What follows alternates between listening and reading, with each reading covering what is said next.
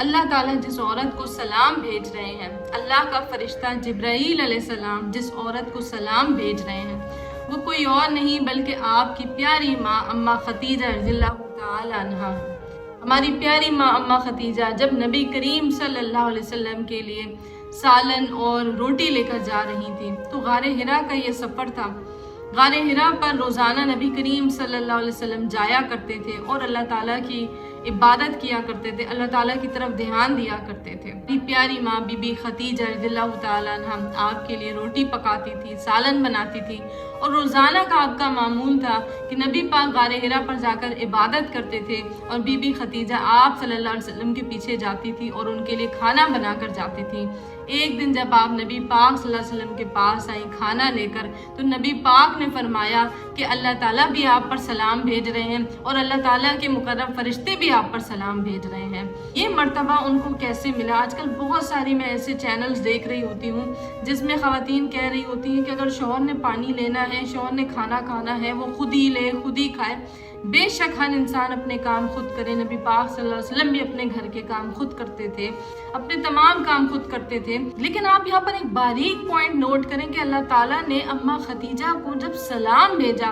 آپ خود یہ سوچیں کہ اللہ رب العزت کی ذات جب کسی عورت پر سلام بھیج رہی ہے، اور کب اللہ تعالیٰ کی ذات اماں ختیجہ پر سلام بھیج رہی ہے؟ جب اماں ختیجہ کے پاس سالن بھی ہے، روٹی بھی ہے، اور وہ کس کے لیے بنایا ہے؟ آپ نے اپنے شوہر کے لیے بنایا ہے جو کہ کائنات کی سب سے عظیم ہستی ہے، اور پھر آپ کے لیے غار حرا کی پہاڑی چڑھ رہی ہیں، پھر آپ کے سامنے کھانا سرو کر رہی ہیں، یعنی کہ کھانا لگا رہی ہیں۔ اس حالت میں، اس کنڈیشن میں اور ایسی سچویشن میں اللہ رب العزت کی طرف سے سلام آتا ہے کہ اللہ تعالیٰ بی بی ختیجہ پر سلام بھیج رہے ہیں۔ ذرا سوچیں، یہ باتیں کہنا آسان ہے کہ اپنے شوہر کے لیے آپ کوئی کام نہ کریں یا ان کو خود کرنا چاہیے، یا اگر وہ پانی لے رہے ہیں خود لینا چاہیے۔ سارے چینلز ایسے دیکھ رہی ہوں جس میں کہا جاتا ہے کہ شوہر اپنے کام خود کریں، بے شک خود کرنے چاہیے، اور نبی پاک صلی اللہ علیہ وسلم بھی اپنے کام زیادہ سے زیادہ خود کیا کرتے تھے۔ لیکن صرف یہاں پر یہ چیز نوٹ کریں کہ اللہ تعالیٰ اماں ختیجہ کو سلام پیش کر رہے ہیں جب وہ آقا کریم علیہ السلام کے لیے سالن روٹی لا رہی ہیں،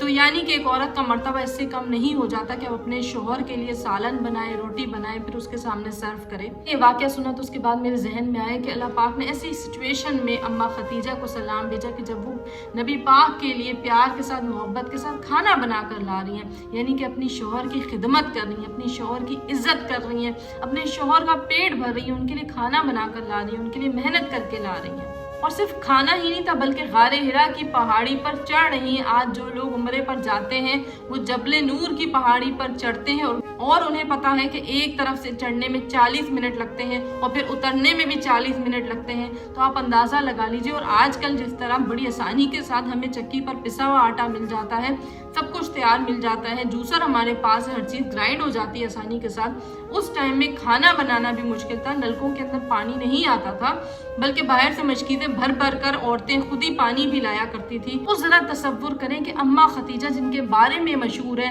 کہ وہ ایک بہت بڑی اور بہت کامیاب بزنس وومن تھی، انٹرپرینور تھی، ایسی عورت اپنے گھر میں اپنے شوہر کے لیے کھانا بنا رہی ہے، پھر اس کے بعد غار حرا کی پہاڑی جو ہے وہ چڑھتی ہے، پھر غار حرا جا کر اپنے شوہر کے سامنے کھانا سرو کر رہی ہے، تو اللہ تعالیٰ کی طرف سے ان پر سلام آ رہا ہے۔ ہماری پیاری ماں اماں ختیجہ کو اللہ تعالیٰ نے اتنا بڑا مرتبہ، اتنا بڑا مقام دیا کہ وہ نبی صلی اللہ علیہ وسلم کی سب سے زیادہ محبوب ترین بیوی تھی، جو سب سے لاڈلی بیگم ہے، یعنی کہ اماں عائشہ وہ فرماتی ہیں کہ مجھے نبی پاک کی اور بیویوں پر اس طرح رشک نہیں آتا تھا جتنا حضرت ختیجہ پر آتا تھا، کیونکہ نبی پاک صلی اللہ علیہ وسلم ہمیں جو واقعات بتاتے تھے کہ اماں ختیجہ ان کے ساتھ تب کھڑی تھی جب کوئی بھی نہیں تھا، جب وہ اکیلے تھے، جب نبی صلی اللہ علیہ وسلم پر مشکلات تھی، پریشانیاں تھیں، اور پھر اللہ کا کرنا ایسا ہوا کہ جب نبی پاک کی ایج 49 ایئرز کی ہو گئی، یعنی تقریباً لگ بھگ 50 سال کے، تو اللہ تعالیٰ نے ایک ہی سال کے اندر ان کے پیارے چاچا ابو طالب کو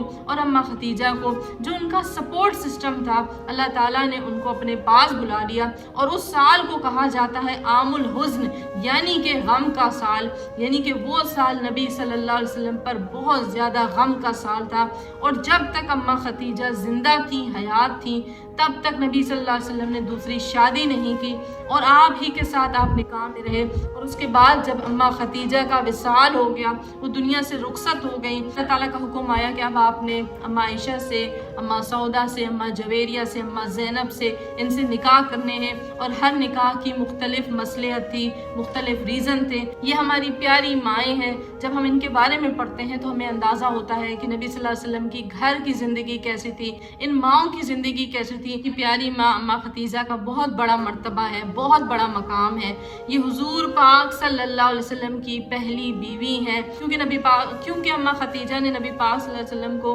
कुछ काम दिए थे तिजारत के हवाले से। और फिर आप हैरान हो गई थी कि ये शख्स ऐसा है कि ना झूठ बोलता है, ना अमानत में ख़यानत करता है, जो जैसी बात होती है वैसी ही करता है। अम्मा खतीजा आहिस्ता आहिस्ता नबी पाक सल्लल्लाहु अलैहि वसल्लम की तरफ अट्रैक्ट हो रही थी। और फिर आपने सोचा कि अब मुझे निकाह का पैगाम भेजना चाहिए। फिर आपकी जो सहेली थी उनके ज़रिए आपने निकाह का पैगाम भेजा। यहाँ पर भी एक पॉइंट नोट करें कि अम्मा खतीजा ने अपनी सहेली के ज़रिए निकाह का पैगाम भेजा। यानी कि दरमियान में जो मीडियम होते हैं, दरमियान में जो लोग होते हैं, आजकल हमने देखा है कि वो लोग दरमियान में पढ़ने से ही इनकार हो जाते हैं, इनकारी हो जाते हैं। यानी कि नहीं मैं तो रिश्ते की बात आगे नहीं करूँगा, मुझे तो फंसना नहीं है, मैं तो रिश्ते की बात आगे नहीं करूँगी, मैं नहीं फंसना चाहती। आप यहाँ पर देख लें कि अम्मा खतीजा ने अपनी सहेली को भेजा कि जाए रिश्ते की बात करें। फिर उनकी जब सहेली गई तो नबी सल्लल्लाहु अलैहि वसल्लम ने रजामंदी यानी कि हाँ बोला। और फिर नबी करीम सल्लल्लाहु अलैहि वसल्लम का निकाह प्यारी माँ अम्मा खतीजा के साथ हुआ।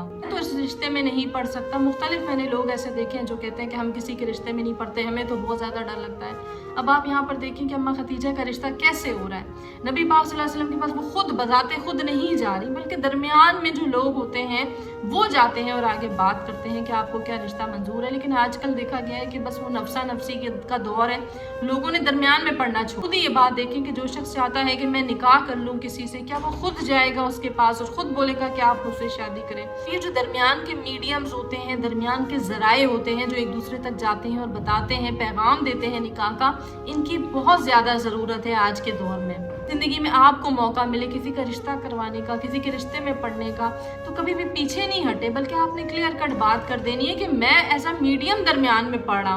रही हूँ, यानी कि आपकी बात वहाँ तक पहुँचाना, इसके अलावा मेरी कोई जिम्मेदारी नहीं है। हमारे बहुत प्यारे बच्चे बच्चियाँ आजकल इसी वजह से रिश्तों से रह रहे हैं, शादियों से रह रहे हैं कि दरमियान वाले लोगों ने अपने हाथ पाँव निकाल लिए कि नहीं, हमें तो बीच में नहीं पढ़ना। नबी पाक सल्लल्लाहु अलैहि वसल्लम ने जब हज़रत जिब्राईल अलैहिस्सलाम को देखा था तो आप बहुत ज़्यादा घबरा गए थे, डर गए थे। जब आप गारे हिरा से उतरे तो सबसे पहले अपनी प्यारी बीवी हज़रत खतीजा के पास गए और फरमाया मुझे चादर उड़ा दो, मुझे चादर उड़ा दो। क्योंकि नबी पाक सल्लल्लाहु अलैहि वसल्लम डर गए थे, घबरा गए थे। इंसान जिसे अभी अभी पता चला है कि वो अल्लाह का नबी है और उसके कंधों पर इस कदर बड़ी जिम्मेदारी है कि ये पैगाम को दुनिया तक पहुंचाना है, वजह से नबी करीम सल्लल्लाहु अलैहि वसल्लम बहुत ज़्यादा घबरा गए, परेशान हो गए और सबसे पहले अपनी बीवी के पास गए। और फिर बीवी ने आपको तसल्ली दी कि आप तो सादिक हैं, यानी कि हमेशा सच बोलते हैं, आप तो अमीन हैं, यानी कि अमानत में खयानत नहीं करते, अल्लाह ताला आपको कभी भी ज़ाया नहीं होने देंगे। ये एक इताअत गुजार, इताअत शुआर बीवी की निशानी है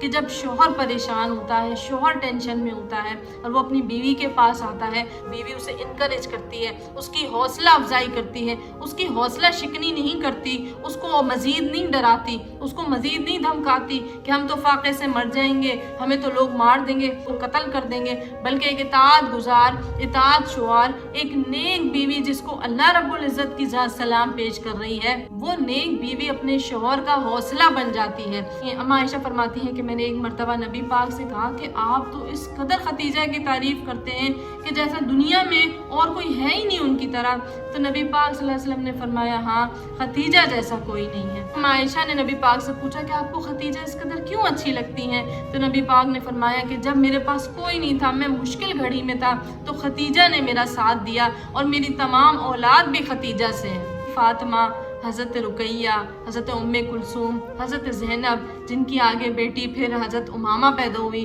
जो नबी पाक सल्लल्लाहु अलैहि वसल्लम की बड़ी लाडली थी। और अभी जब हसन हुसैन नहीं पैदा हुए थे तब नबी पाक सल्लल्लाहु अलैहि वसल्लम उमामा को इस तरह हाथ में पकड़ के नमाज पढ़ाते थे। नबी पाक की ये मोहब्बत थी उमामा के साथ, यानी कि अपनी बेटी की बेटी के साथ। तो ये तमाम खुशियाँ नबी पाक को अम्मा खतीजा से मिली थी,